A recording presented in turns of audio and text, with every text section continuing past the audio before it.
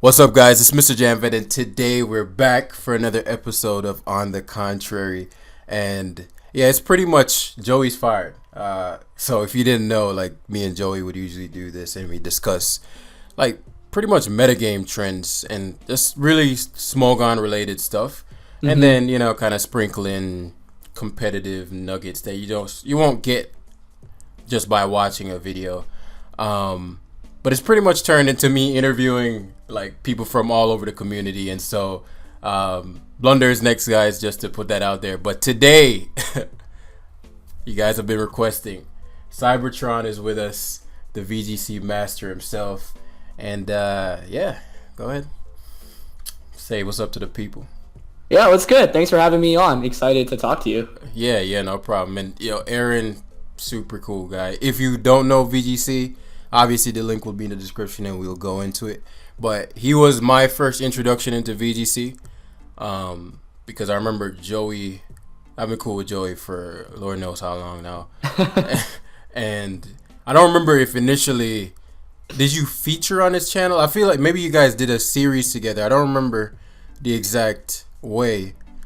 But yeah, it was. I feel like it was a little bit of everything because when I was getting into YouTube and starting these videos, like Joey was like one of the first guys that I met. And it was so cool to me because I was like, yo, he's awesome. Like he's this big Pokemon YouTuber. He's willing to work with me. Like I just started out making content. I mean that's just Joey's nature. Like he's just a super awesome guy. Super. So I owe a lot to him because definitely when I was starting out, he was able to help my channel grow, and it makes me happy to see him have continued success. And I think we did a bunch of battles, and yeah, he actually kicked my butt a bunch earlier on. I was like, he should really play VGC because he'd be super good at it. Yeah, it's interesting. I thought he would have gotten into VGC by now, considering like he does this, like this is his not job, but like this is his love, and so yeah, I know you create a lot of content currently, but I don't think this is like your main thing, right? Yeah, that's correct. I actually just graduated from college earlier in the spring, and I started my full-time job. And for anyone curious, I basically work as like an investment analyst for an investment firm that focuses on gaming and esports investments. It's for a group called Axiomatic. And so we are invested in a bunch of big gaming companies like Epic, and their biggest investment is actually in Team Liquid, a pro esports team. So we work alongside them a lot. So it's a lot of interesting work. We're evaluating new companies. We're working alongside the companies we're invested in. And I always loved gaming. I got really into esports partially thanks to competitive Pokemon. And so I always wanted to work in the space, found this opportunity, and it's been super, super awesome. So I always liked having Pokemon kind of as, a side hobby. Never wanted to make it like a full-time thing because I feel like if, we're relying on it for an income, it would definitely stress me out more. And I think, kind of the content that I make probably isn't the best if you're trying to make like the most amount of money. So I never wanted to think about it in terms of money and just wanted to, make enjoyable content that could teach people and educate people about the game. Which is kind of interesting. I do want to touch on like how you even got back into got into this because obviously I know through and many people don't know this. I'm like so I know you're strictly VGC for the most part, other than like I know you're in draft leagues and whatnot, but in the smogon space, people come to me as far as like the hyper like those who really want the how do you put it, like the core competitive side of Mons as far as the smogon perspective, and so that's what I'm known for in this space. And so much like you, I didn't intend to I always just enjoyed playing Monster. It was more of a okay, I'm done with everything else, let's hop on the ladder and play some games kind of thing. And then it eventually grew into a channel and following and all of that. But because of that, it's actually very difficult for me to watch like anything Pokemon related because I'm like, well, and I don't mean to be this way, but when you've studied this to such a level, you've been to a certain pinnacle, I'm very unintentionally critical. I'm like, wait, what did it? And so I'm like, wait, why is he making that play? And I just can't enjoy it because my brain can't enjoy it unless it's in a competitive lens. And so, funnily enough, And this started back when I remember it was around when Showdown and Kayak, that era. Yeah. I started watching. This was maybe I was a junior in college. I just said fuck it, and I started watching a ton of VGC. And obviously your channel at the time was pretty much, you kind of put me on James Beak, but he was just kind of, I don't think he was like a daily uploader at that point. I don't know if he is anymore, but you were putting out like that content every day, and so it felt I could watch VGC because I didn't get it, and so it's like I could enjoy the I'm learning now, as opposed to me feeling as if I get it, and it's hard for me to watch a singles player because it's like and so even to this day I still watch the only Pokemon content I can watch, and Joey too if he's doing road or something serious, is your VGC videos. So I just find it funny to come full circle, even though I have no intention of hopping into VGC. It's just you love Pokemon, and then I love competitive Pokemon, and so it's like where can I get that fix of feeling like the noob again, or at least feeling like I could learn something from watching this. And so your style reminds me a lot of how I narrate and how people perceive me. It's very analytical, and so it's like very enjoyable to watch. Yeah, I mean, let me just say thank you, man. It's like humbling to hear that. I really appreciate it, and I think I could definitely relate. Very similar, where for me, it's like I don't tune into that much other competitive Pokemon content. Maybe if I'm like trying to get into a tournament, I'll see what like teams some of the other players are playing against on the ladder. But at this point, it's more just for me. Actually, a lot of what I use YouTube for is more just like entertainment, if anything. So I watch a lot of like non-Pokemon related content. But I think that's the beauty of the franchise as well. There's so many cool content creators out there that kind of cover all kinds of different aspects of Pokemon, whether it be competitive or casual or whatnot. So I feel like there's a little bit for everyone. And I always kind of just wanted to feel that kind of competitive niche, and so I know exactly what you mean.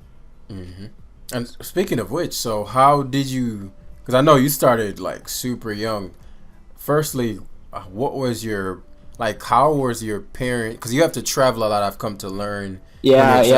So how did you convince, or maybe they were just already on board, but how did you manage to get your parents to invest in you going and traveling and competing in all these tournaments? Did you just, from jump, you were just super good to their, like, oh, holy crap, our son is a Pokemon genius.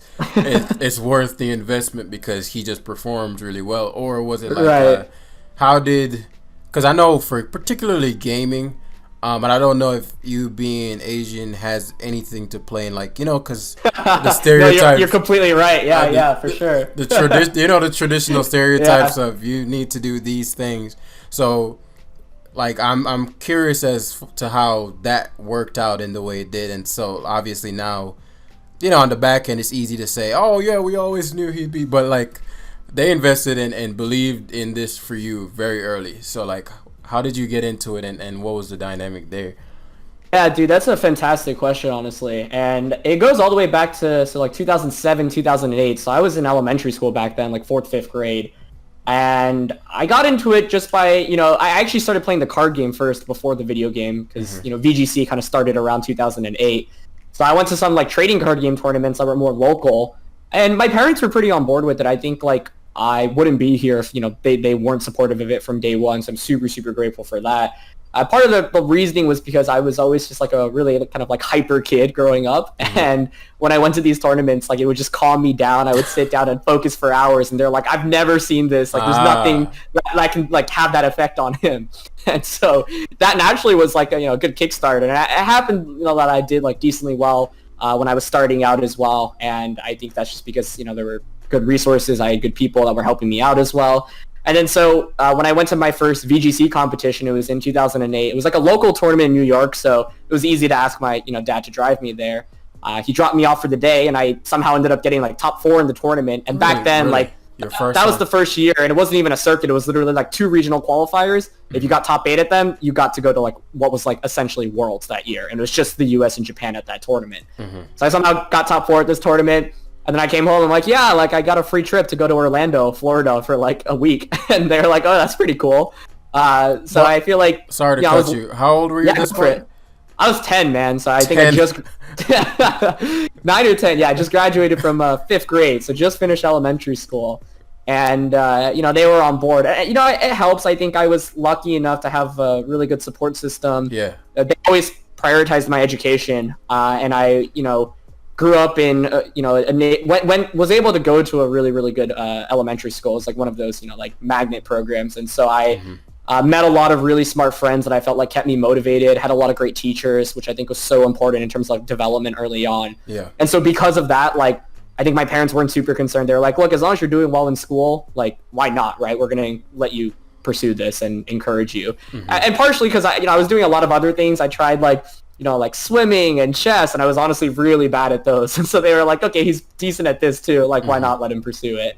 And so it really just grew from there, I think. And I'm super, super grateful to have had their support early on. And I think they were for it because it was unique, and I think now that I look back at it as well, I'm super grateful for it because, everyone growing up kind of does the same things, explore the same things. And back then, competitive gaming, who would have ever thought, right? Right. But yeah, my parents were on board from it from day one. And I think their support is pretty much the entire reason why I've been able to do what I've been able to do. Cause I started at such a young age. Right. Right. And then, there are a couple other, I guess, milestone moments, obviously, you almost winning. Well, when did I know the Road and Will-O-Wisp memes will forever be alive.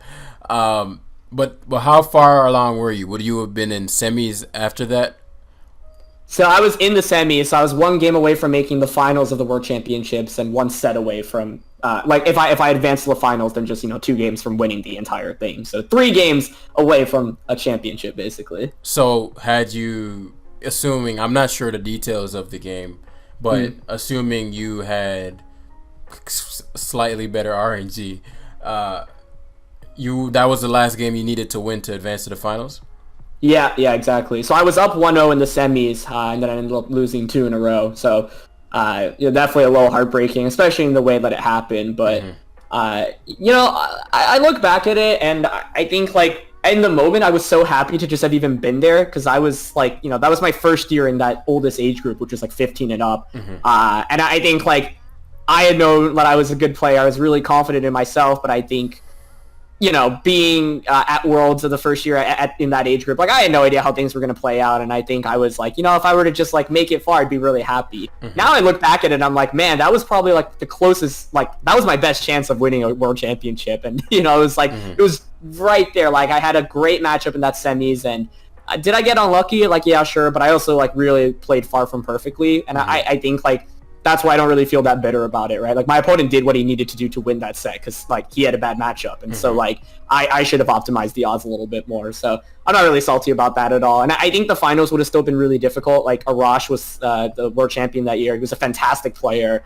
And I think the team matchup would have been really, really interesting. But, I can't say I would have been confident in winning even if I made it to the finals that year. Right. And ultimately, I think, while it was a little heartbreaking, I was also at the moment just so happy to have made it that far, and I was stoked. I was I feel like this establishes that I am really, really damn good, and I can continue to be good in this game. Yeah. But now, it's all these years later, I've done everything I've wanted to in this game except for win a world championship. And it's man, I should have done it that year. Right. And speaking of which, do you think that, I know you still half compete, back when, I want to say, was your last time really going for Worlds the Groudon Kyogre meta? So essentially Oras? So it's actually a year after. That year was when I qualified for Worlds, won a regional championship, but then I got offered to commentate for Nationals and Worlds. And I actually already wanted to do commentary for a long time just because I felt like it was a cool way to kind of explore, kind of enhance my skill set. I love being able to talk about the game. And originally I couldn't even commentate because 1, they didn't have any openings for the team, but 2, I wasn't even 18 at the time, so legally I couldn't even work for the company. But 2016, all the cards kind of came together where a bunch of the previous commentators weren't able to do it anymore, and I had just turned 18, so they were like, yeah, why not? Let's ask him. And they had known I was thinking about this for a while, so I was lucky that the company kind of approached me with the opportunity. And I had actually been practicing for Worlds a little bit that year, but I wasn't like super confident in the teams that I was building. So I was like, you know what, I'm just going to commentate. And I would say, I mean, it was crazy because that was the year Wolfie won it all too, right? He's one of my best friends like ever from Pokemon and just in general. And so I think it was incredible that I was able to be on the mic for that moment. But yeah, you know, 17 was like my last Worlds that I played in. I kind of bombed out of it, so I went 1-3. It was like my worst performance ever. And it was like, that's when it turned into like a 2-day event, so I didn't even make it till the second day. Whoa, really? Yeah. So like Worlds before 2016, or actually 2015, it was like that too, I guess, where like, if you did well enough, like top 8 or top 16 in your region, you got seeded into the second day. But if you weren't in that top, you'd have to play through like a first day of competition, which is actually really brutal because it's like there's so much more variance on the first day as well because there's just players from all these different regions. You can play anyone, whereas like the second day is like a smaller field of like 40 to 60 people, so you have like a better sense of what's coming your way.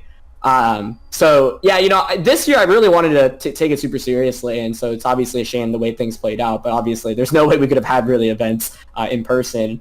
And I think part of the reason why I still like know or like want to play at a high level is because like a lot of my really good friends, like Wolfie, as I mentioned, Aaron Trailer was actually the winner of the first regional championships this year, and he's also one of my best friends. My little brother actually, you know, got top 16 at the World Championships in 2018.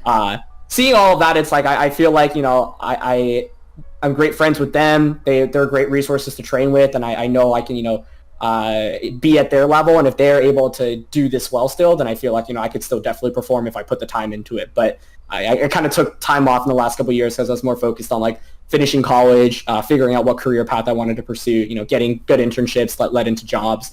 And so I wanted to prioritize that. But now I'm, you know, working full time. I'm like, if there's more time to get back into it, it's probably now. Right. And you've been fairly consistent fairly is downplaying it, but, you know, pretty consistent as far as your upload schedule as of late. And so that's why I wondered if, you know, I knew you had left college. I believe on Twitter is where I saw it. I don't remember. But I knew you were out of school. But, you know, with COVID and whatnot, I wasn't sure if maybe it was like just transition into YouTube, let's do this damn thing, or was it just now I've just made the decision to, I'm going to, because again, as you said, it's not, and I think if people realize how little money I make on a video, like, you know what I mean? Like, I think if people really realize, like, for sure, like, yeah, for the recording time, rendering time, upload, like, optimization, like, I am, like, selling my time for far less than what I could be doing if I was doing something for money,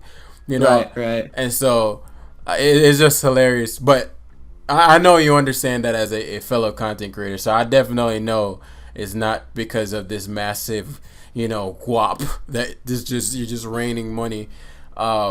And so what made you decide to be consistent? Are you rediscovering that love for it, or is it just like a wanting to give back kind of thing? Yeah, no, that's a great question, man. I think, you know, this year was so fun. I think, like, anytime it's a brand new game, it's just a completely new meta, right? You have all these new Pokemon. Dynamax is a completely different mechanic and has changed the way the game is played as well. And so it definitely, like, it was a combination of me not playing very much in the previous years. Like 18, 19, I wasn't even making much YouTube content. Would still do some uploads here and there, but I definitely felt like I wasn't remotely, like, you know, a super top player, you know, at that time, because I didn't really put in much time in competing either. And it was like, I would still make videos because, like, for people to get some insight into the format, and I always like making videos, but I also, you know, was kind of getting burnt out from everything at then. And then, you know, this year came along and it was just a brand new game, brand new generation. And I was just super hyped about it. You know, I was like, yeah, it's really fun to play. And one thing that's cool as well is that this year they've kind of had like rotating formats, like every 2 months. It's like the rules change a little bit, and I feel like that adds so much to it. Like, we just rotated to Series 6, which banned like the top like 17 top 10 in singles and doubles combined. So like, no more Cinderace, no more Togekiss, no more Incineroar, Rillaboom. And you know, I'm a competitive player, right? I'll play any format you give me because, like, at the end of the day, like, I have to compete in these and I have to make content around it. But by changing it up every couple of months, it just makes like content more fresh because I go up against like teams that I've never seen before, crazy Pokemon that, you know, previously people hadn't been trying. So I feel like that kind of made making content a lot more fun as well, where it was like, I'm just enjoying it, you know, and that's the main thing. If I'm not enjoying it, then I have to ask myself, like, why am I spending my time doing this? But if I'm enjoying it at the end of the day, it's really, really easy to kind of justify. And I think Also, right now, with any new year, more people get into it, and for me, it's like this is a great time to try to just capitalize and try to educate as many people as possible. Because I know this like wave, if you so call it, I can't ride out for forever. And as I've seen towards the end of previous gens, it's like by the second or third year, people just have really lost their interest in competitive play or whatnot. And so I was like, I really want to just try to capitalize off this first year of Sword and Shield. And ultimately, yeah, to answer your question, like I'm having fun with it, and I think that was like the most important thing, and I still am. And as soon as I'm not, I have to step back and reevaluate. Right, and actually, you just made an excellent point, and something that I'm actually working on a project with, or working to develop. Because you mentioned, it's interesting because I've never heard anybody describe it in the same way I do, which is a wave, right? And so, to put it in perspective, let's say, okay, the new DLC is coming out, right? And let's say that drops average time, the usual November 17th or whatever. There'll be heavily as well because of the new things that are going to be in there, the trios, the Reggies. It's going to be, they're going to be a massive surge of either people who were dormant, new players, all that stuff. So there's going to be a resurgence of people in the community. Views will go up, engagement will go up. Cool. However, what I've come to realize in doing this for quite some time is the competitive scene currently is very daunting for a complete newbie, and that applies for whatever format. And so let's say you wanted to learn smogon, because we're solid in our own like spheres, but I don't know I want to say anything because I watch the videos. But had it not been for me choosing to branch out and dip my toe in a different format, I wouldn't know anything about VGC. You know, and so even for people who know Pokemon well, to go into a different format is even the same. It's the same kind of feeling. So imagine somebody who doesn't know Pokemon, period. And so I'm actually currently developing a website that will fix all that. So I wrote a book with the aim of fixing that initially. And so it was supposed to be making competitive Pokemon simple and like really boiling things down to like literal like things that you don't like, things that you're unconsciously competent about that you don't even know anymore, like you don't even think about, because it's like I've been doing this for so long. And so sometimes as people who create content, we are not aware of what the viewer isn't aware of, and so we say certain things assuming that we're being simple or straightforward, not realizing they're like 20 layers before you even get to the point where you can say that. 100%. Yep. And so the book's purpose was supposed to fix that, and then I've learned like, oh, they're like 20 different levels before the person is even ready for that. Yeah. And so it helped, like, hundreds of success stories on that.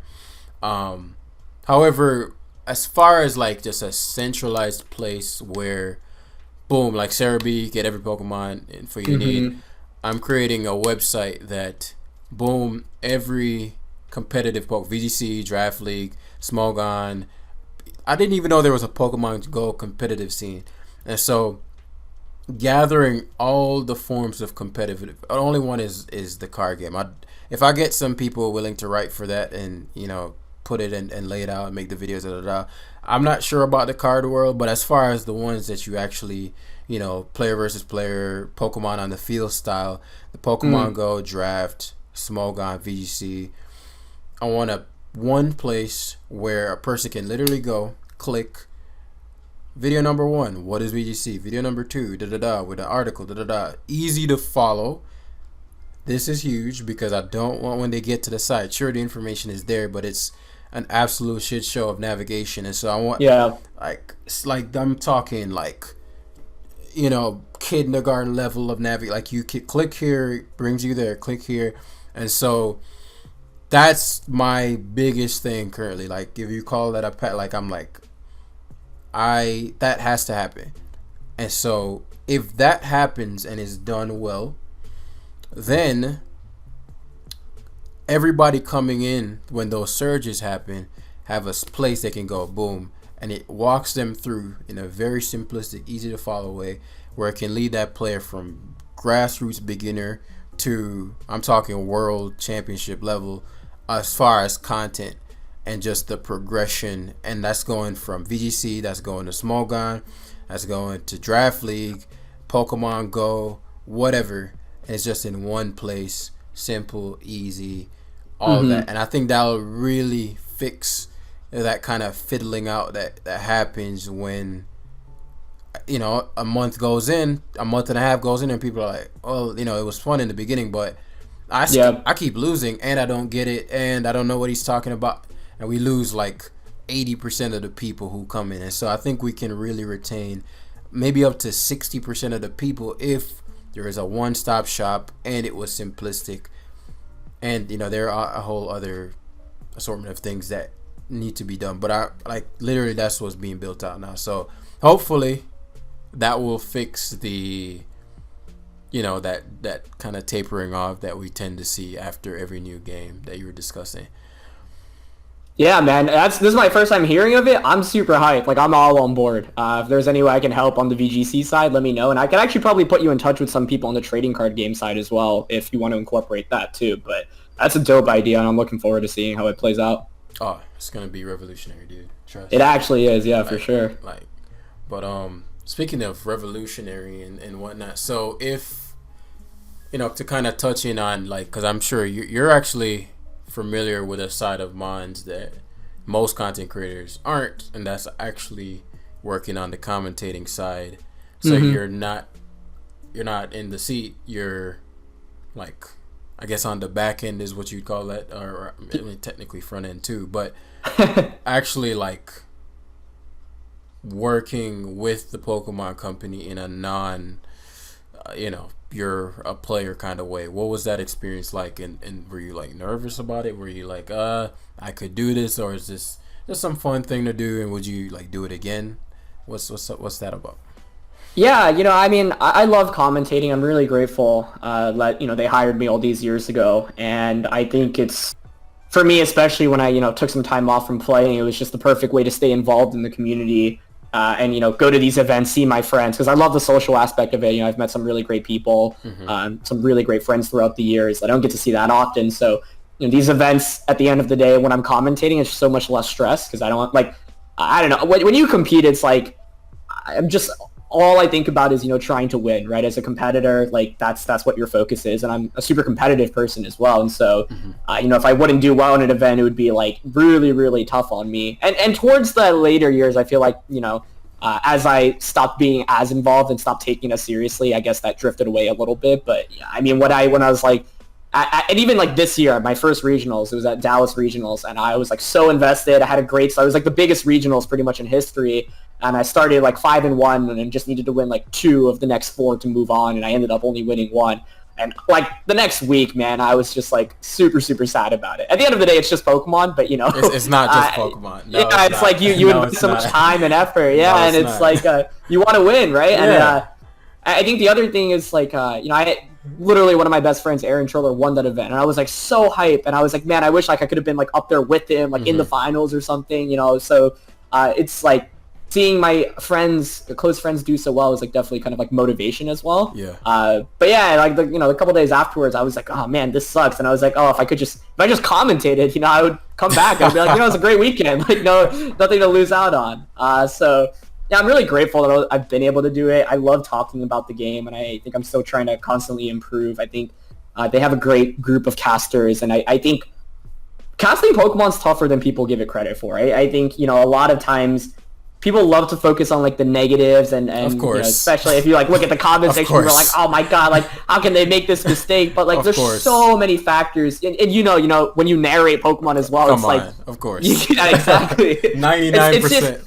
It's so funny to me. I don't know. I just think like it's tougher than people give it credit for, and you know I've tried really, really hard to like be, you know, a solid commentator, and I think like Overall, I think we have a really, really great team. I think a lot of the commentators I work with are definitely underappreciated for how good they are. I think, like, you know, I hope that, and I want the general public to know that, like, man, they're like, they put in a lot of work, and like, I hope that doesn't go, you know, that it gets credited at the end of the day. So it helps that we have such a great team. I love everyone that I get to work with. I think it's a great group, and like, you know, there's like a pool of like 10 people that ends up commentating these events, but whichever of the 10, like, I always love working with, and so there's a lot of great synergy there.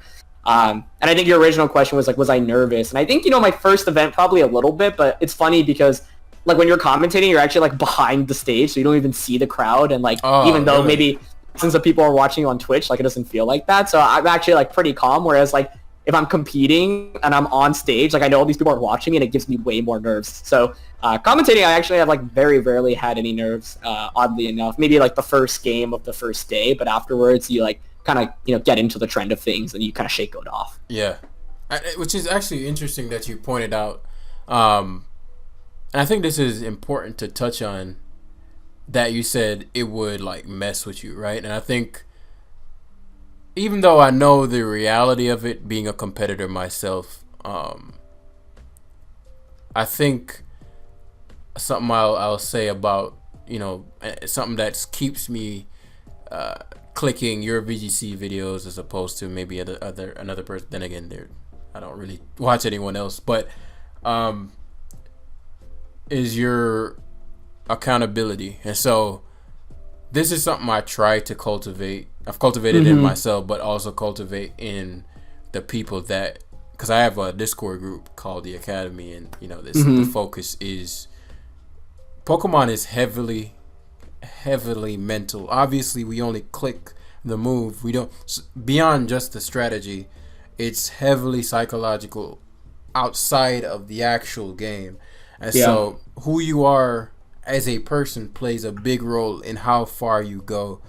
And so if your mindset it could use some work, it'll impact your results in an actual Pokemon. And so for someone who is like very, you know, again, very, like, after every situation, if you lose, you know, how could I play better? Give my opponent credit. Like, you're very good at not making excuses, and you seem to be very, I mean, if you listen to almost every, like, go back, guys, and listen to the interview,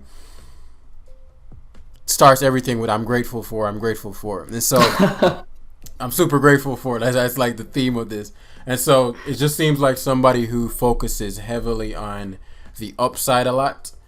It's somewhat surprising. I'd say somewhat, again, just because I've competed as well, but somewhat surprising how much it negatively impacts you after the fact.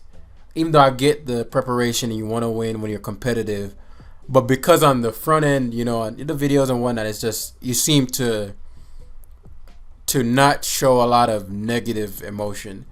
Yeah. That it's surprising. And so could you elaborate more on, I guess, what am I trying to ask? Is it, in those moments when you're feeling down, is it like a place of regret, or is it a place of, dang, I just didn't get what I wanted?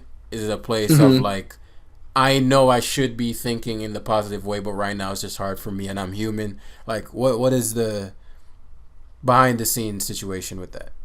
Yeah, dude, that's a fantastic question. I think, you know, first of all, it took me a long time to kind of like develop that, and I think still now, you know, sometimes I'll have some losses, or I'll definitely like be salty at first and like not look at it from like an objective standpoint. Right. And I think I learned this from Pokemon and then kind of applied it to real life too, where it's like, you know, sometimes there are things that are in your control that you could have done better, and sometimes like there just aren't. And I very strongly believe, like, kind of my philosophy towards life is just like, whatever happens, like, happens, and the best way to approach it is to learn from it. If it's a good thing, that's obviously great, but if it's a bad outcome, then like figure out if there's any lessons to be learned, and often there is, and try to improve as a person from that. And so like, I honestly think like if I didn't play Pokemon competitively for the first couple of years, it would have taken me a lot longer to come to that realization. And that's helped a lot, honestly. I don't know, like, I was interviewing for like a ton of internships last year and like would make it to like all these like final round interviews and then wouldn't get the internship. And, I was super, super upset at first, and I would be like, is it my fault? Is it like, am I doing something wrong? Are there things out of my control that are not a factor? And I think like losing in Pokemon taught me how to view it objectively and look at, okay, what are the things I could have done better? Could I have prepared more? Did I say something wrong? Or reality was that like I did everything in my control and that there was just like nothing I could have really done. And so I think, to answer your question, I think, the reason why I do still feel kind of down when I lose these big tournaments is just because I hate losing and I love winning. Like that's just, kind of the natural like competing mindset. And I when I go into these tournaments, ideally I'll feel confident, right? I'll feel like I'm good enough to win this entire thing. And so to have those expectations get shut down can definitely suck.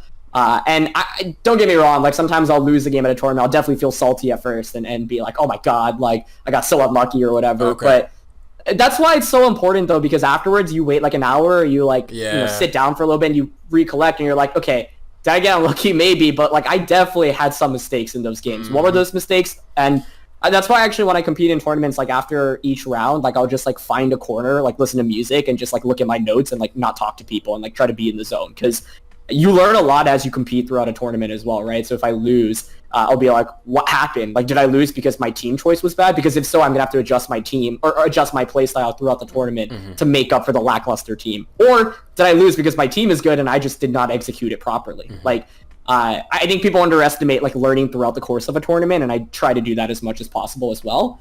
But yeah, to answer your question, like, I just hate losing, and I hate knowing that I'm performing under my expectations when I know like what I could be. So it's like if I feel like I'm only at like 50 to 60% of that, then it's frustrating. And it's a bunch of different things. I think my main takeaway from that last tournament I went to was that like I didn't have enough mental stamina for the day. It was the first time we had like 10 rounds in a 1-day tournament or a 2-day tournament, 10 rounds on the first day.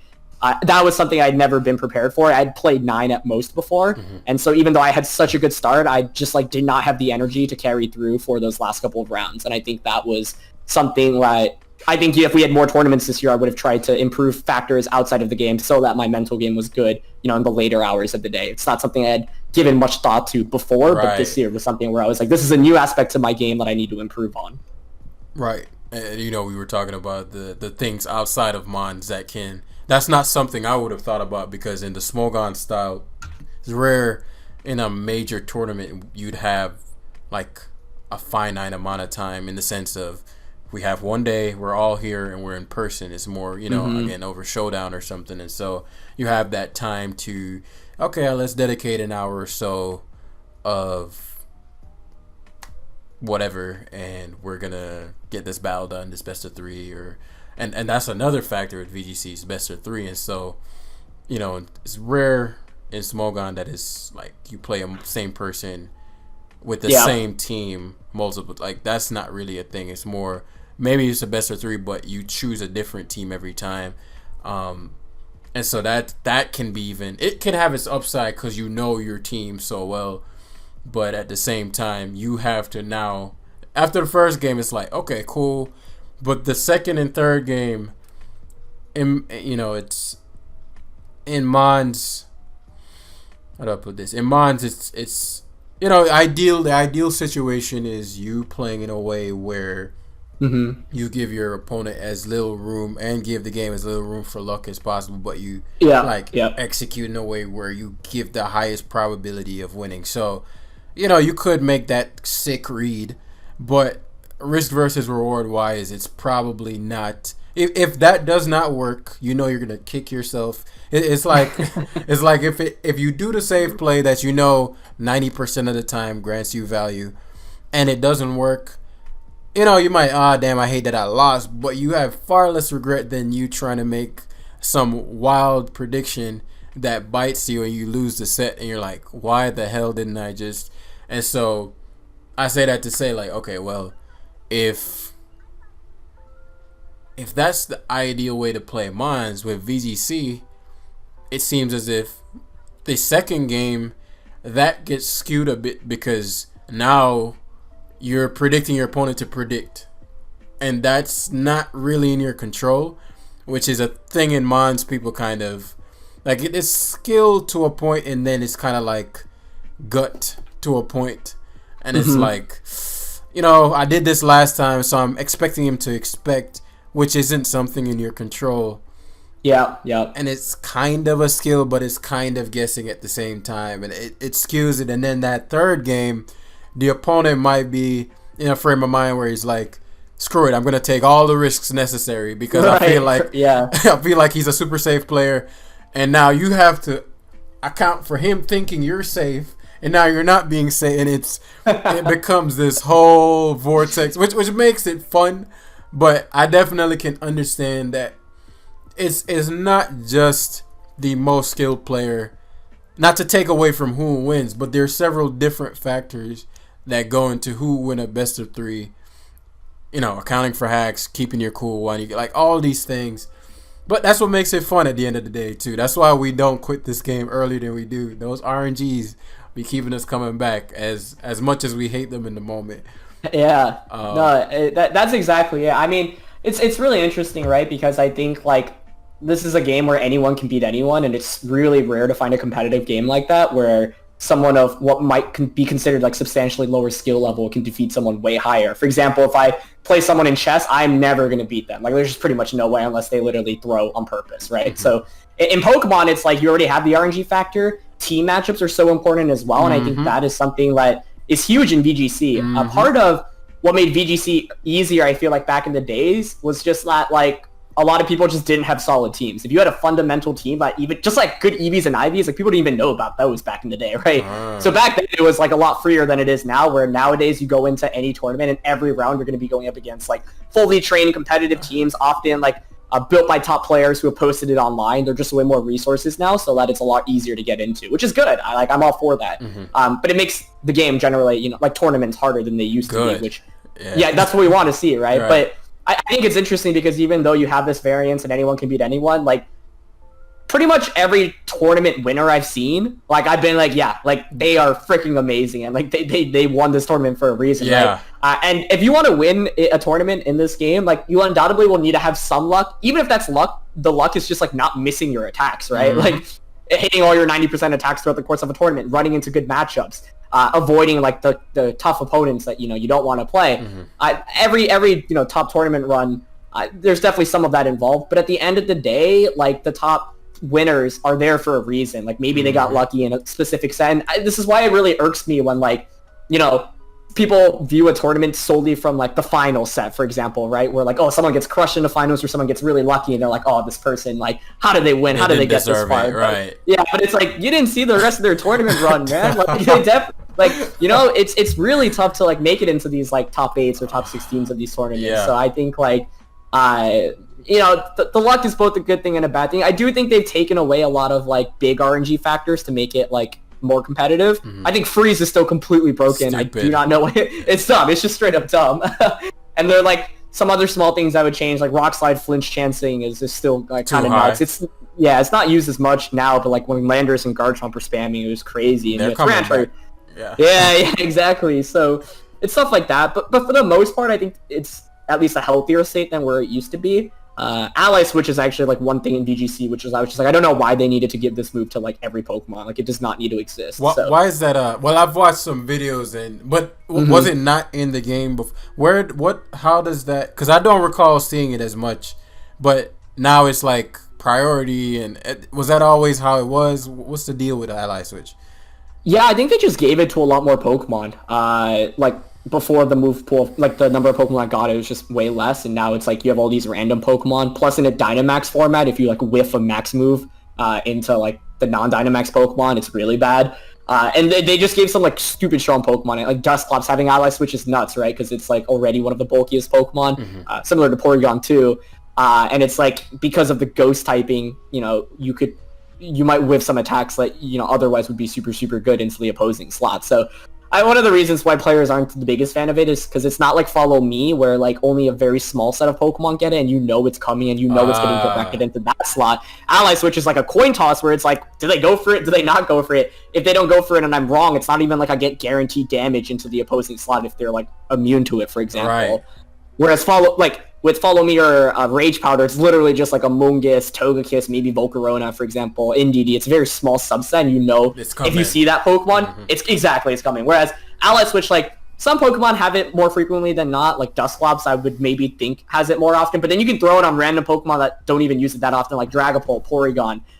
Some of these aren't even allowed in the format currently, but like just the last couple of months, for example, Rotom, and it's just like it can be frustrating to play against. But it's funny because when I make my YouTube video, sometimes the team will have it, and if you have it, I'm gonna use it. I'm gonna use every tool at my disposal to win. Right. But it is one of those moves where like it can be really frustrating to play against, and like I feel like there wasn't a need for that many Pokemon to learn it this generation. It's funny to see certain things are just completely irrelevant in singles. Ally Switch, for example, and so we don't think about allies ever. And so it's funny how Fake Out, and I think that's what's so fascinating about watching your vids is like, I'm like, Fake Out, the feeling of like, what the hell, Rage Powder? Why are there no Stealth Rocks? And and it takes you out of what you think you know, right? And just you don't know jack shit, bro. Like, like there's Protect, and it's just like a whole different environment. And you're in draft league tournaments currently, and so like even in doing draft leagues in singles, I'm sure that was like a thing where you're like, hold up. There's a slight mindset shift here. I can't protect. Like, what is? No, go ahead. Completely. I think it was the WBE last season where I was like last pick, so I had pretty bad picks anyway. But I had like Kartana as like my top tier pick, and I was like, oh, this Pokemon could be so good. Like in VGC, it has a partner as well. Its base stats are insane, and it was just like so awful because like it was basically like a coin flip. If I like read their switch, I would win, and if I didn't, I would just lose. And it was like everything had hit in Power Fire back in last gen too, in the draft league format. I was like, whoa, this is like a weird adjustment where it's like it's Pokemon, even though it's super frail, like you have something to partner it up with in VGC, but in singles, it's literally kind of feels like a coin flip. At least how I was using it, which was definitely not like the best way, but in a lot of the games, like that's what it felt like. Where I was like, man, if I read this switch and I get the KO, that's just GG because I get the Beast Boost and it's over. But if I call it incorrectly, they're probably just going to knock me out. So I think like that, I did pretty bad in that season, and it was a good way for me to learn like how to make adjustments in singles. And I draft league was really, I like got into it because I wanted to learn singles a little bit at least, and kind of find a different, and it was like fun to play as well, right? Because it's like what you say with VGC, where it's like you feel like you're brand new to this, you're getting your butt kicked over and over again, but it's also fun because you're learning every time you lose like a substantial amount. With every game, like I could feel that I was like slightly improving as a player. Whereas VGC, like there's some small things I can like point out my mistakes, but I'm not sure if I'm like marginally improving, with each match that I play. It might be like I could have played that particular game better, but it's more from a viewpoint of I know what I should have done and I didn't do it, rather than, oh man, some profound insight just hit me that I didn't know prior to that game, kind of thing. Exactly. Yeah. Well, that's like super dope, man. Because currently I know. Are you in that draft league with Duncan, Wolfie, A Drive, the doubles? Yeah. So the VG side of it I'm on. It's been fun. I've been having a lot of fun because draft league and VG is really interesting. Because I would actually say this league has kind of taught me a little bit about like team building philosophies and like how to properly build the team in VGC. Team building is just such an art in this game, and I think that like even though I've been playing for like a decade, I'm still like far from being like an incredible team builder. And I think like this league's been really fun. I've been enjoying a lot, and I think overall, learning a lot about how like certain Pokemon kind of synergize with each other as well, which is like so important in like a VGC draft league specifically. Oh, interesting. That's actually something that I didn't consider. Well, I've been aware of it, but something I didn't consider. VGC isn't like singles in the sense that, so if you play a singles tournament like a high level smogon variant, you don't have to know how to team build, where I feel like in VGC you do, which is actually, I think the people would have always been like, Jam, you crushing VGC, bro, da da da da. But the highest one, it's just the time investment that I have other things I do. I'm not a full-time content creator by any means or anything like that, and so it is just like what you're describing, something I just have a passion for teaching, blah blah blah. And so even in the website, it's just my view on things is like, if something is in me to do, like if that idea, that desire kind of just, I wouldn't say randomly, but it emerged recently. And much like the book, initially I was trying to quit Pokemon. Like I was like, okay, graduated college. Okay, I'm gonna leave. But I knew I needed to find a way to give all I've learned, because the things I knew and knew how to do, no one else in the game knew how to, like, at all. Talking even at the highest peaks of where I play, no one knew how to. And so I'm like, how could I give this to? Because I feel I'd have regret if I left the game and I didn't give all there was to know to those coming up, because that's what my channel became synonymous with, education. I didn't try to make it like that, but I guess my narration style lended more to education. So people say, oh, I can learn more from you than because you speak out your thought process, blah blah blah. And so, like, how can I was watching another video completely unrelated to mine. Book came about. I'm like, I'll write a damn book. And I wrote one. And I actually had sent one to you. This is like my first one. I remember that, actually, yeah. I read a bit of it, but I never finished it, so now I got it after this. Well, that one sucked. Like, that was my first. Oh, it's a different book. Yeah, like, this is. Oh, okay, I didn't even know that. Holy, okay. So that was like I'm like, okay, I'm going to quit. Let me sit down, never written like, who thinks I'm going to write a book? Like, that's just not, in Pokemon, by all means, like, how do you even begin this? And so I was the first ever to attempt something like that.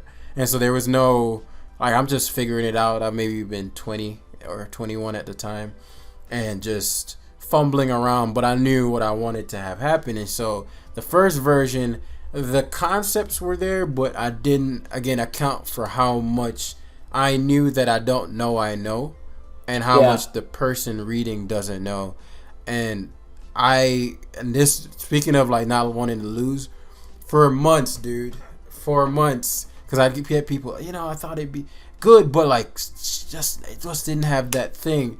And I was not trying to hear that at all, because I'm like, I took like 7 months to write that. So, like, when you put all your time, you're just, the idea of it being a failure, yeah, I know, yep. it's just too hard of a pill to swallow, especially back then, where I wasn't as refined. As you said, Pokemon teaches you to be more objective about things, and it's like, it's eating me in the back of my head. I'm like, I know it could have been better, but my only other option is to take it out, like take it out of the, off Amazon where it was at the time, or I have to rewrite it.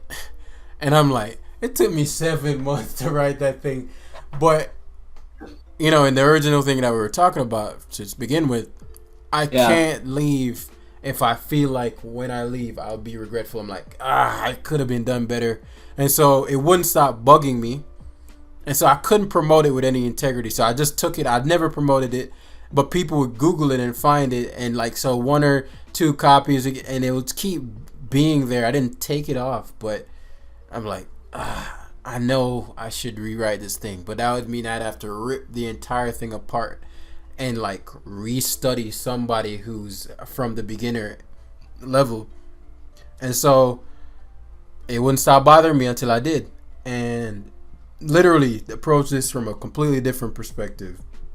And I literally go on Showdown and talk to people that are 1100 players, like completely random people, have whole conversations. What do you think about when you started? Like, literal, like, for months, and, like, ripped it apart, put concepts here, took that out, okay, put action steps, blah blah blah blah.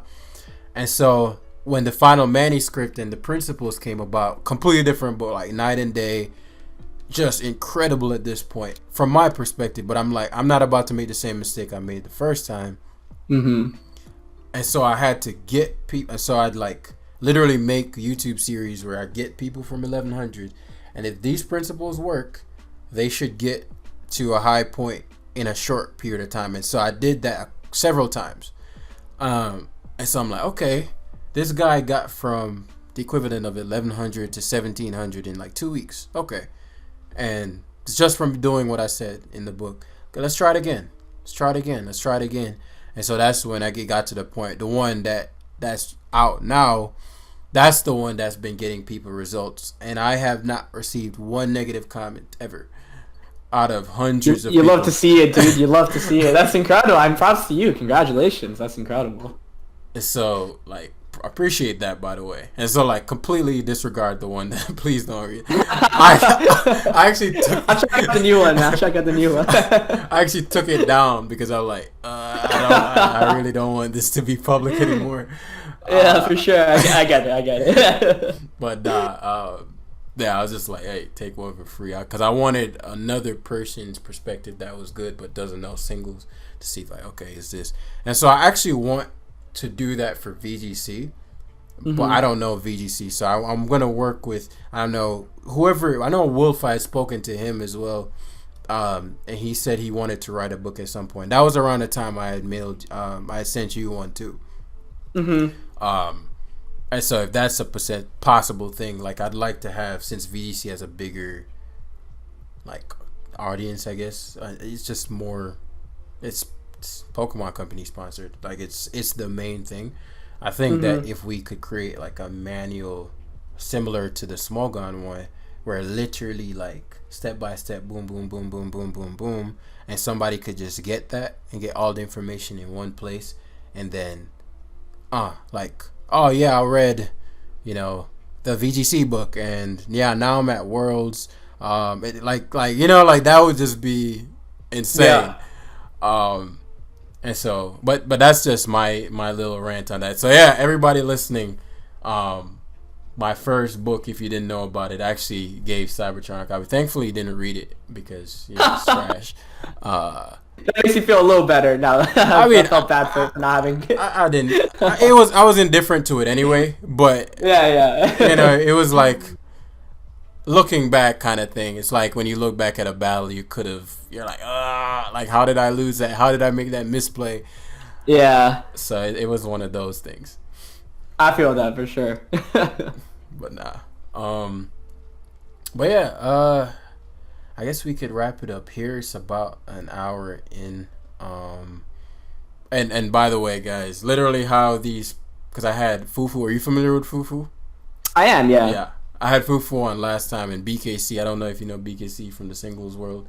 Yeah. He writes for False Swipe, and so yeah, that's right. Randomly added them on the previous 2 episodes, and so literally was on Twitter. I was like, because I hit up Wolfie, but I haven't heard back from him yet, and I'm like I need to. I'm like, I'm tripping. And so I just, like, I saw you like a tweet or something. I'm like, what am I doing? And so that's when and this is how he literally, like, within a few minutes was like, oh yeah, sure thing, dude.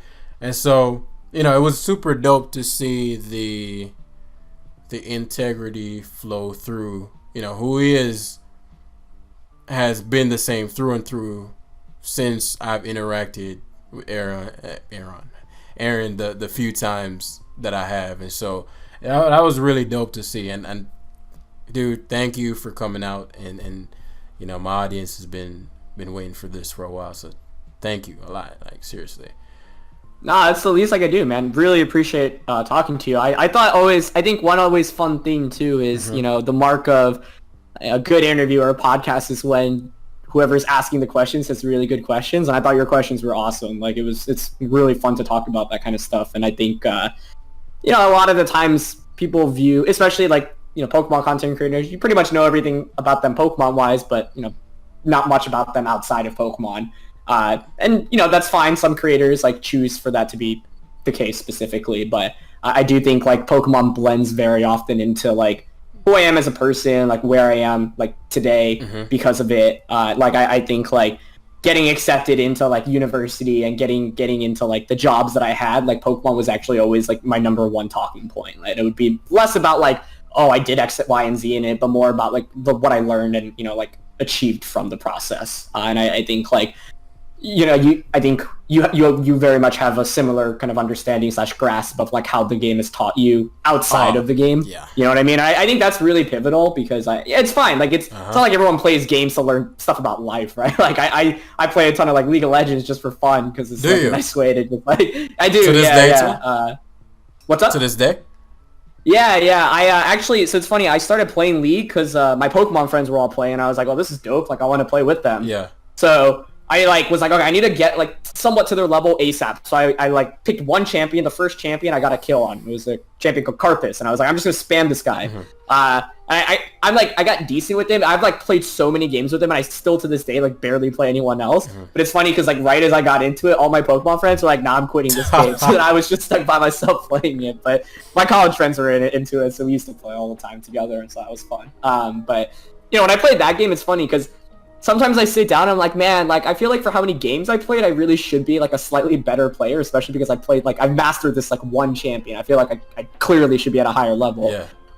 But then I'm also like, I'm not playing to improve. I play just to, have de-stress at the end of the day. Sometimes it stresses me more because it's like a team-based game. But at the end of the day, it's just like a nice way to like, do something like kind of chill out for a little bit or have some kind of like competition, but not like care that much about it. Yeah. And it's like, I know like if I wanted to take the next steps and like actually be a better player, I know like what to do and how to improve as a player, but I actively like choose not to do that because like I don't care enough, right? I just want to play games and like have some fun. So it's not like you need to approach like Pokemon like that if you're not interested. But for me, at least, like it wasn't what I intended it for it to be, but just because I had played it for so long, it kind of naturally like morphed into that. Yeah. And actually, I know we tried to wrap up, but you mentioned Pokemon being pivotal towards like, I guess, your career path, because I actually didn't know I didn't know investment firms existed directed towards like esports, which I think is a smart maneuver, primarily because I think esports is not just a fad, much like people thought the internet was a fad, but it's and so that's actually just I think it's super cool. Like Joey, for example, like when I see Joey being like a damn content creator for Pokemon, like like 10 years ago, you say some shit like that, it's like what the hell, yeah. And so I think it's super cool to see. I'm not again the biggest content creator myself, but like Twitch being a thing, people like literally like are Twitch people. I didn't know, like I'm still learning this online world because like I'm actually quite new to being online regularly, Discords and all that stuff. Still very new to me.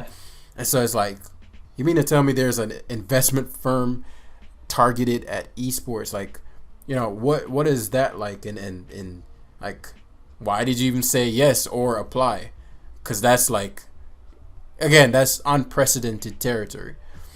Yeah, no, it really is. And there aren't that many firms that are, specific towards just looking at the gaming and the esports space. A lot of big venture capital funds and investment firms will invest in tech and gaming, but not specifically in gaming. So there are a couple of others, that are out there that work in the similar spaces as we do. But throughout college, I didn't know what I wanted to do. I was considering a lot of just like traditional career paths that, a lot of my friends ended up going into, whether it be like investment banking or consulting.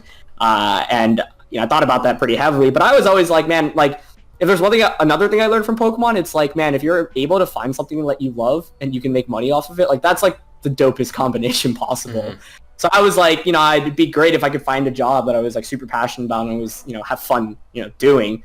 And so I kind of stumbled upon this opportunity actually because, two of the employees actually went to one of my colleges. And so they were looking for an intern a few springs ago. And I kind of just applied because I was like, hey, I'm into gaming. I'm into the space. I've had some, previous work like in more like finance investment roles. And kind of all the pieces just came together. So definitely was like super lucky to be at the right time at the right place. Mm-hmm. And so, yeah, I don't know. I mean, it's a really interesting space. Like I feel like I'm learning every day, and I'm, like when my research is on like gaming and esports and technology companies. And I think that stuff is just like super appealing to me. Mm-hmm. And yeah, it was, I never had a plan per se for like what specific role I was going to do after college, but kind of all the pieces came together where, they were willing to offer me a role, and I was super, super happy about that. So yeah, it's been a blast. I started a couple of months ago, and I'm actually going to be going back to school in like 2 years to get an MBA, but that's like later down on the road. So for now, I'm just enjoying my time here and learning as much as possible. Wait, so you just graduated undergrad? So you only... Yeah. So I did like a 5-year undergrad program. Okay. It was like you get 2 degrees between 2 different schools. So I wrapped that up. And then I got into business school early, so now I'm basically working for a couple years before going. So what is your end game then? So because it sounds like... That's a great question. It sounds like you're already in a space that you're... Game, yeah, right. yeah.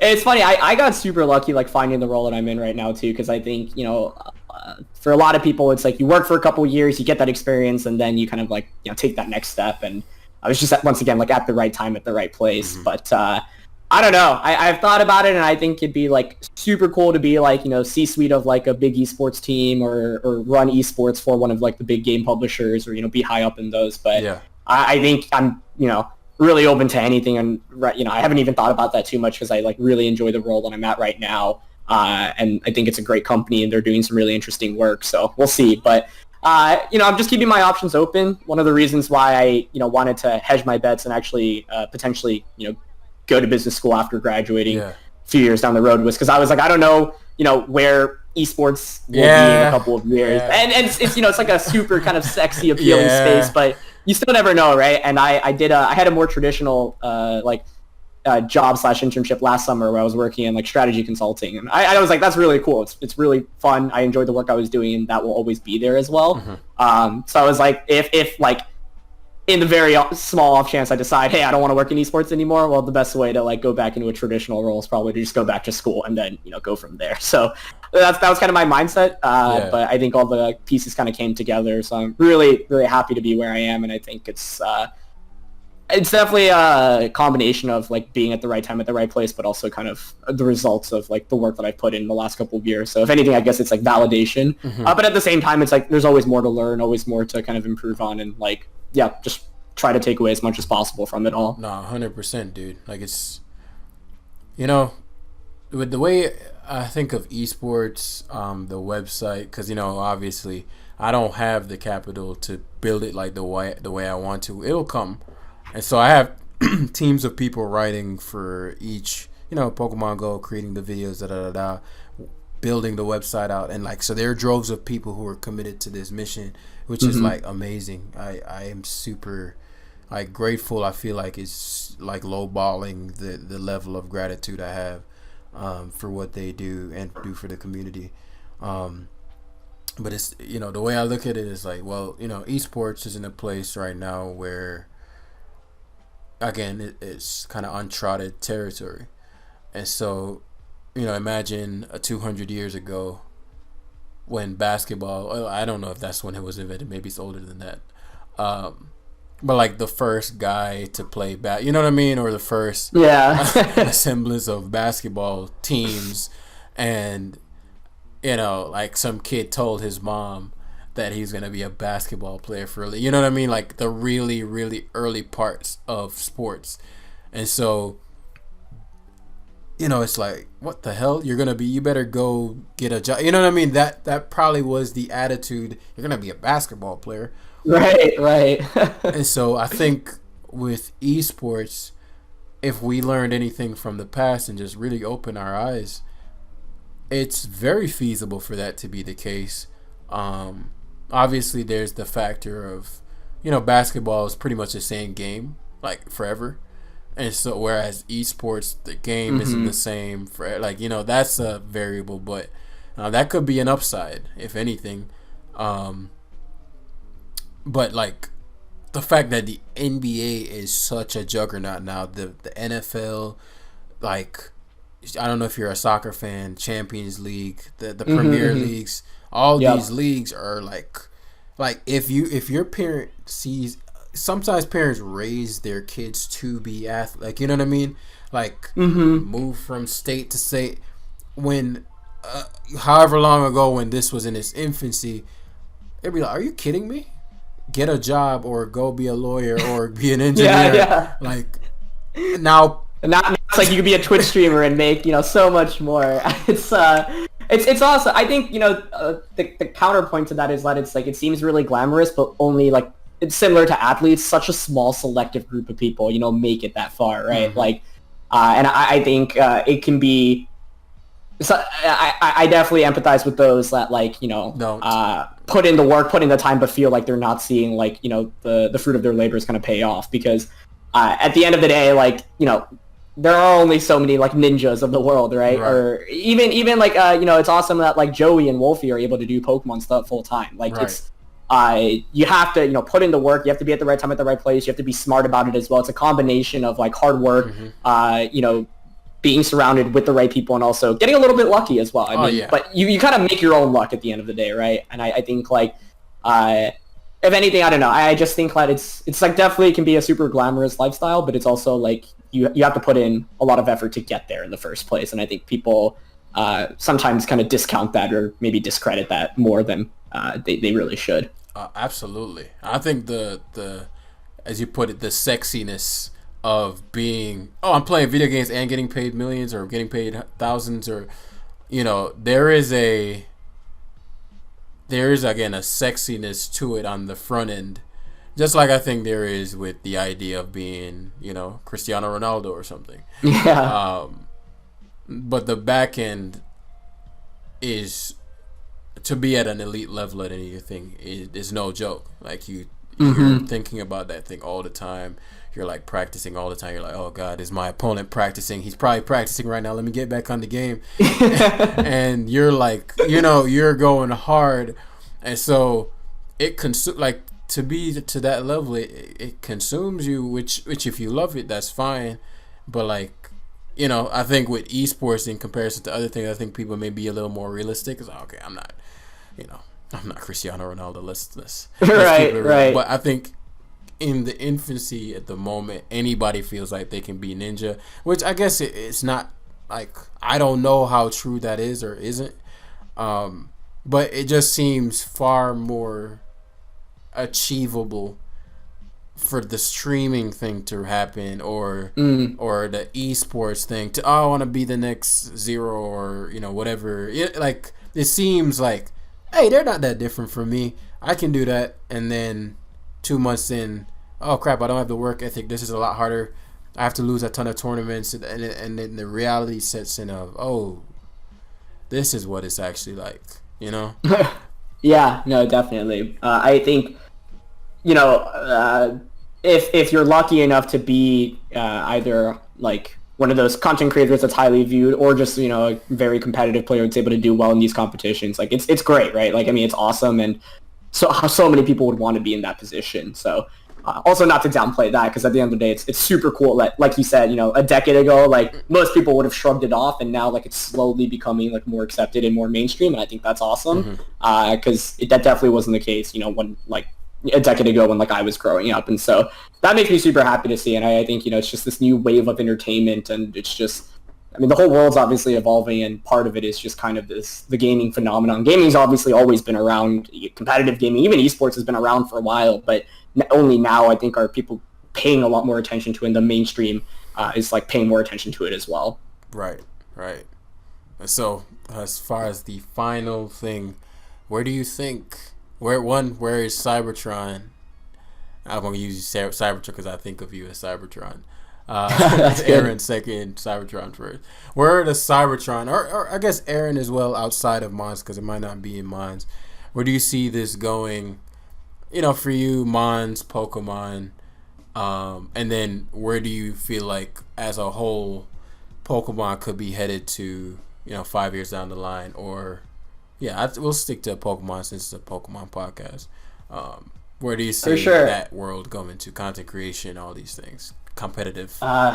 That's a great question. I think like even though the VGC circuit's been around for like over a decade, it still feels like it's kind of just in its like infancy, where there's like so much room for it to grow. I really think like at the end of the day, like it's like a really fun game, and like there's like a bunch of things that like from the developing side, like they need to optimize to make it like continue to be a fun game, whether it be like get rid of some of the factors that seem unfair or more RNG reliant stuff. And they've been slowly doing that, so that's good. Dynamax has been kind of like a controversial thing, but I think like continuing to innovate with factors like that, keep people coming back for, the next generations. And overall, I think, it's a great time for more content creators to get in the space. I think that like it's only going to get bigger as the time goes on. I'm sad because this year was going to be such a big year for it. Like Worlds this year would have been insane if it happened, but obviously it couldn't have. But to me, I still feel like there's a lot more room for the space to grow. And it's like the fact that you could actually like do VGC full time. Granted, that's like Wolfie's pretty much the only one that does that. But like as a combination of like making content and streaming, which is a result of came from his success in VGC, that he used that and used it to build off his channel. Right. I think it's awesome. It's not something I would have ever imagined like 5-10 years ago. So I expect this still in the future to always be a game that, maybe not always, but for the most part to be a game that like people will play more as a side thing as opposed to like making it their full-time career. I want that to be the case because I think like it's healthier for everyone when you're not like your livelihood isn't dependent on it. But I do think the scene will continue to grow. I think we'll like continue to see more people get into it, and the main thing is to get those people, like to retain those people, right? It's kind of what you were talking about earlier with the website. Like I am part of the reason why I wanted to like start making content was because I was like, I want people to get into it, but I also want them to like continue and try to get better as opposed to just like trying it out for a week and leaving. Right. And if they don't like it, it's totally fair as well, right? Like not everyone's gonna like it, but ideally, like we're at a point where like tournaments are at a healthy amount. There are tons of people going. Streams are really enjoyable to watch. There are good storylines. The formats are fun, Right. And I think all of that's doable, right? Like Worlds always is kind of like a barometer to me, where it's like clearly people will tune into it, but people don't know enough about the game. Like you said, people don't even know competitive Pokemon exists, right? And I think what maybe content creators need to do a little bit better, me included, is kind of just like dispel some of the myths that exist about competitive Pokemon and VGC specifically, where it's like so many people, especially like people that don't know anything about the game, like are just like, oh my god, everyone uses the same Pokemon, it's all locked, like there's no strategy involved, like why would anyone even watch this stuff? When in reality, it's actually a much deeper competitive game than people give it credit for, and there's actually, even team building itself is like a beautiful like intricacy that like I think is like, kind of underappreciated. So I don't know, to me it's like one, drawing in more people in general, and then educating those people as well so that they don't have like misguided mindsets. And then for those that want to continue and stick along, that's awesome. Try to get them involved more so.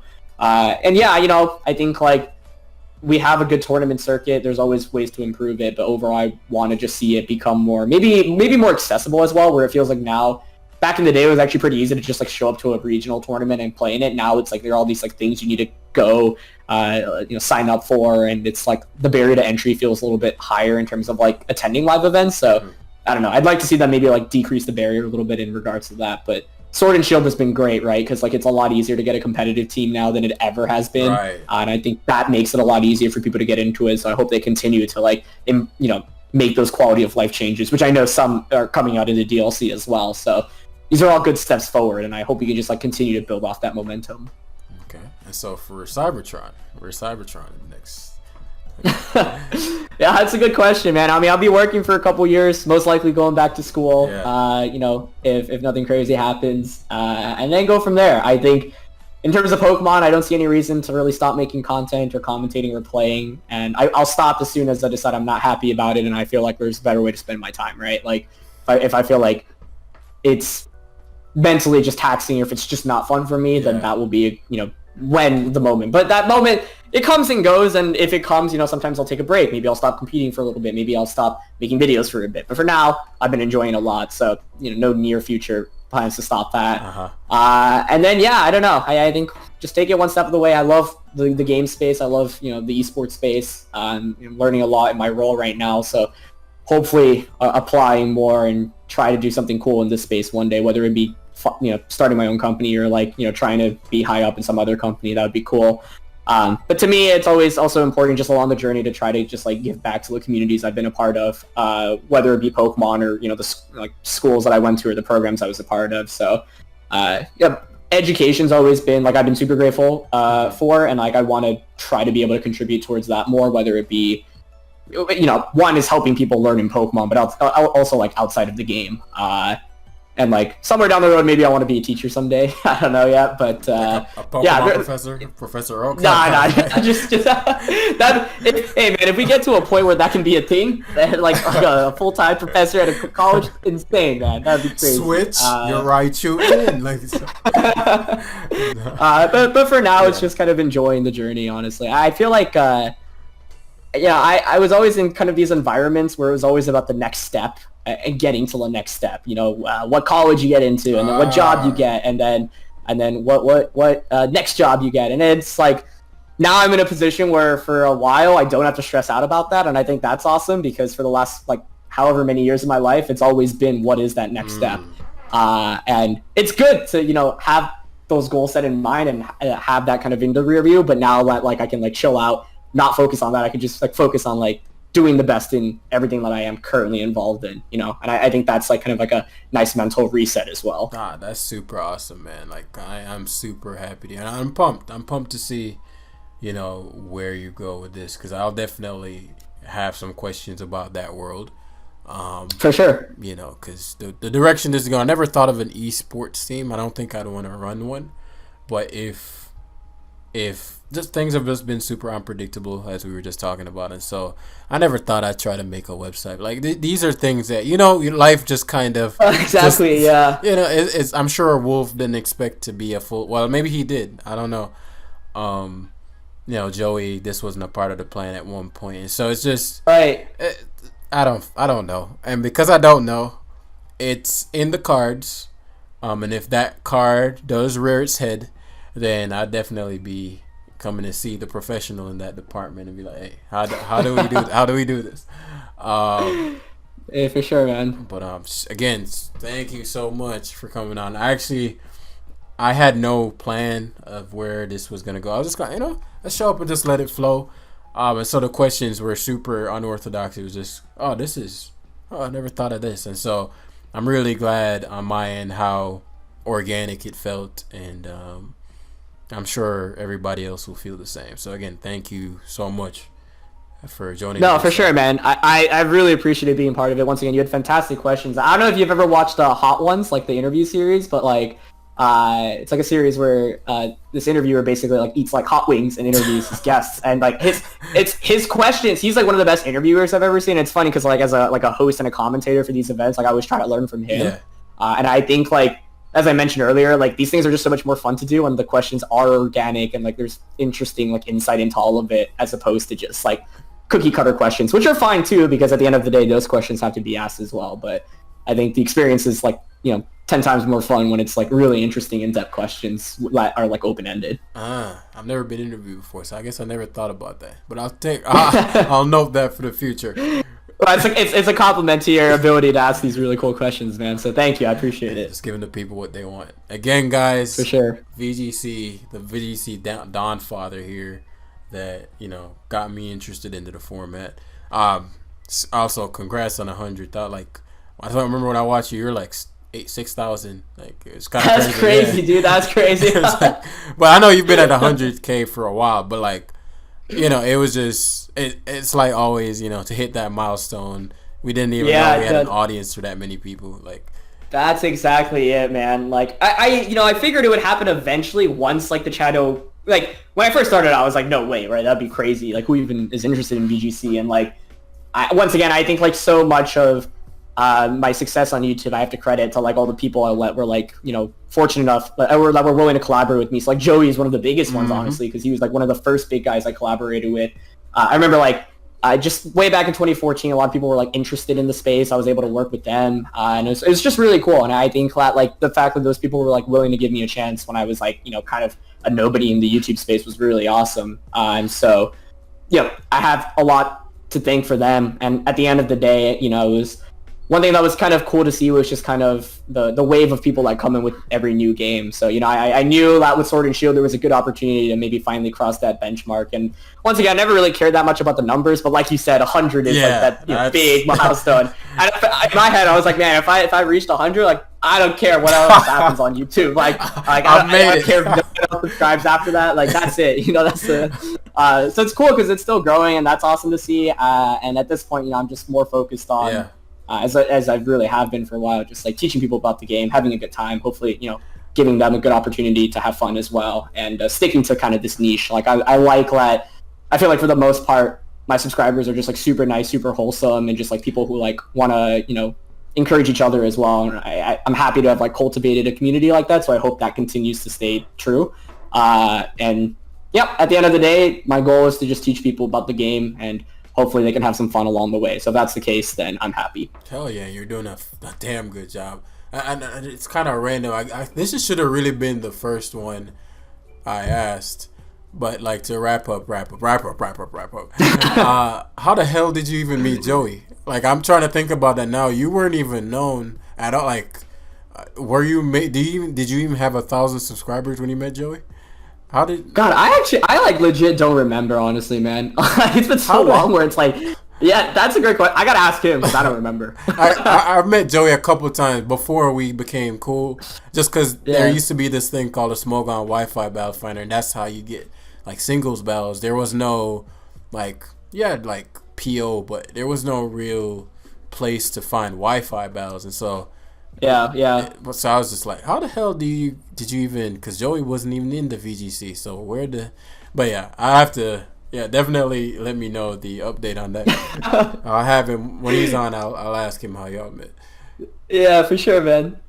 But all right, guys, that was actually the last question. I know y'all are like, okay, Jam. But nah. Thanks again, bro. And guys, his link will be in the description. If there's anybody, Wolfie are killing it in the space. I think Wolfie's entertaining factor definitely pulls a lot of people, and makes him like obviously Cybertron's entertaining as well. And so I think it's just a beautiful time to be a Pokemon player. So definitely click the link in the description down below. Do you have a playlist that they can go to be like, this is VGC, go learn kind of thing? Yeah, I think like the first video that you see if you're not subscribed to the channel is like a team building video, so that's like a good kind of foray into just what competitive VGC is. And otherwise, I do like battle videos every day, so if that's something that's kind of up your alley, which I'm sure it is if you're subbed to Jam, then hopefully that'll be entertaining as well. But yeah, it's definitely it's a more niche field. And like you said, it's more focused on kind of like educational content. So there's more stuff I want to do, and maybe when time permits, and there's like new avenues of content I want to explore. But for now, I kind of stick to my niche content because I know people watch it. I know it's there, and it's easy to do as well. So hopefully, somewhere down the road when I find some more time, try to do some new kind of content on YouTube and further create both educational and entertaining content. But for now, there's some base content there to check out. So hopefully you come along. Yeah, and you will not be disappointed. Trust. He's the only. Again, you and Joey are only competitive channels I watch. So. Hey, bless you, man. Thank you so much. I really do appreciate that. If I watch it, guys, you already know it has to be fire content. I don't watch bullshit. You know the same. But nah. Definitely go visit. I know I'm like a 10th of your channel size, but check out his channel and go subscribe to his stuff. Amazing content. And VGC is actually pretty fun, guys. I'm just too lazy because I like to be good. I like to be like the best at the things I use my time for, and I can't play VGC and be losing. I'm sorry. So I'd have to dedicate a ton of time, which I'm not willing to do at the moment, and that's the only reason I don't go into VGC. And so yeah, that's it, guys. So don't ask. I won't be playing Cybertron. Get whooped. I'm not. Yeah, I'm good. I'm good on that. But yeah. All right, guys, and peace. Take it easy.